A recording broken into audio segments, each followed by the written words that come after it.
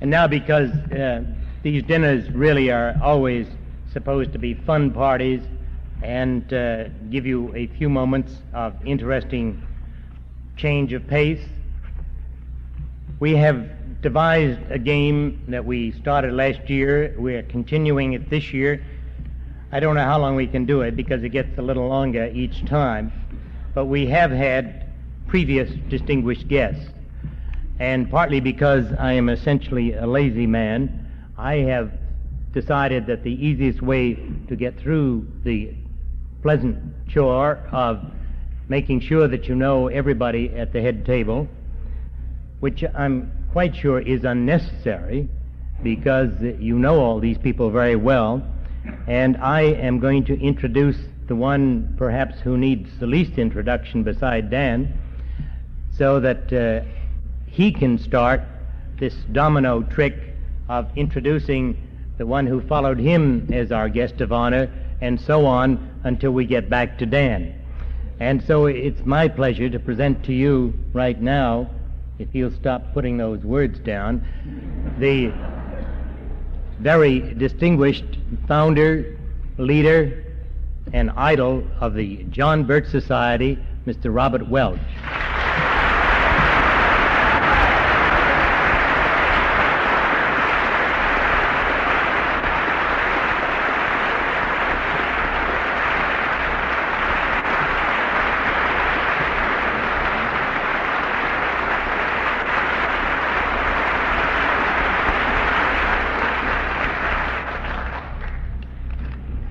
Reverend Poling and Father Fennon, Colonel Bunker, my other good friends up here on the dais.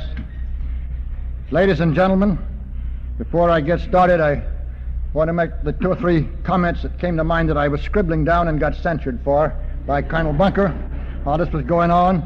I'd like to solve your worry about one thing. Dan's going to take that cake back to Texas on his bicycle, and I thought you should know that. The second is, thank goodness John Rarick gave Dan a pen for a present, because I can assure you he didn't own one before and really needed it because he's had to borrow mine all evening just to sign his autographs.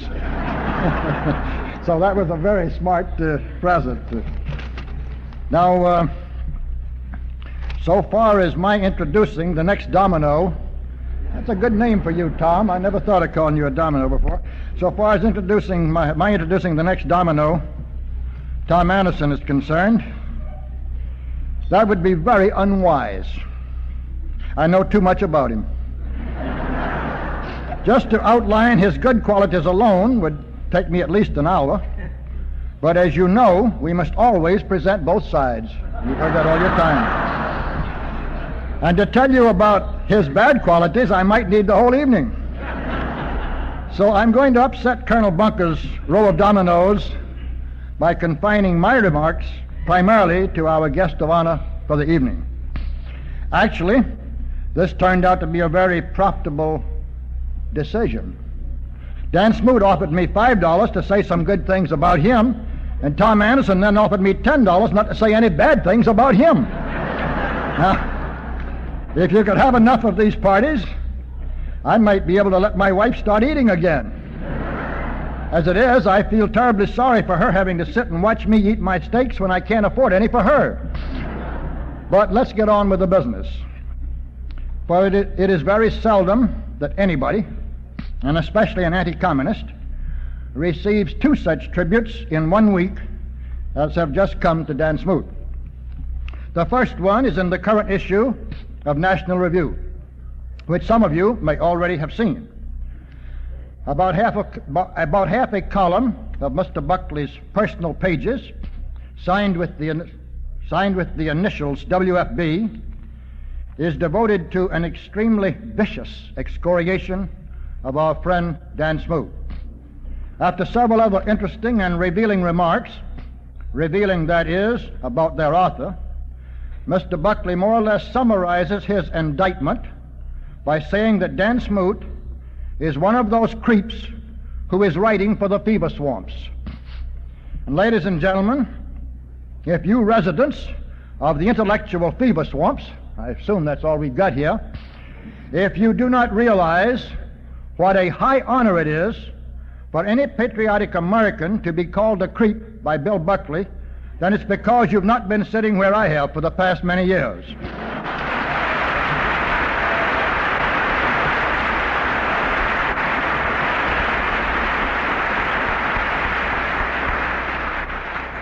So welcome to the club, Dan, and congratulations on your increasing fame. As to the second honor to come Dan's way, so fast on the heels of the other one, I have, as usual, put my remarks concerning the purpose of this dinner into some poetry, of which both Shakespeare and Milton would be very jealous. At least ever since I wrote it, I've heard them turning over in their graves. So I am now going to confer on you lucky people the world premiere of the very first reading of that poetry. Now, when I finish reading it, and it only lasts about 3/4 of an hour, it isn't very long. When I finish reading it, I shall sit down at once to escape the eggs and tomatoes. So I want you to consider, to realize that Tom Anderson should be thought of as being already introduced. So I can sit down and leave it that way. And the only thing that I would like to add to all you know about him now is, I do want to bring this in, since I will not say any more after I finish this great piece of poetry, as you will see, is that this is news and serious. We're very proud of it. Tom Anderson has just agreed to become the national chairman of our National Motor Read Committee, which we are very proud of.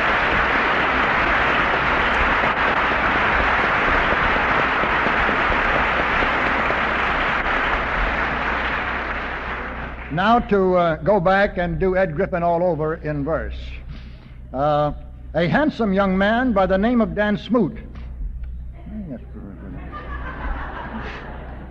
Waistline's right anyway, from what I've heard. A handsome young man by the name of Dan Smoot, we gather tonight from afar to salute. We come from Atlanta and Phoenix and Butte, from every big city and every grass root, by train and by plane and perhaps parachute, from east and from west and by every known route. The general, the captain, the newest recruit, the business tycoon and the peddler of fruit, and pilots and lawyers and bankers sans doute, and even professors like E. Merrill Root. So break out your trumpet and tune up your flute, and find you a tutor who'll teach you to toot. Go strike up the band and break out the lute for presents befitting and honors to suit. Pour out the champagne and let nothing dilute the pleasure we feel, nor the occasion pollute. The state of the world? Why, we don't give a hoot. For tonight, anyway, let the question be moot. Our hero is gallant and brave and astute, an orator, author, and scholar to boot, a man we can count on with trust absolute, a warrior bold and wise. Here's to Dan Smoot.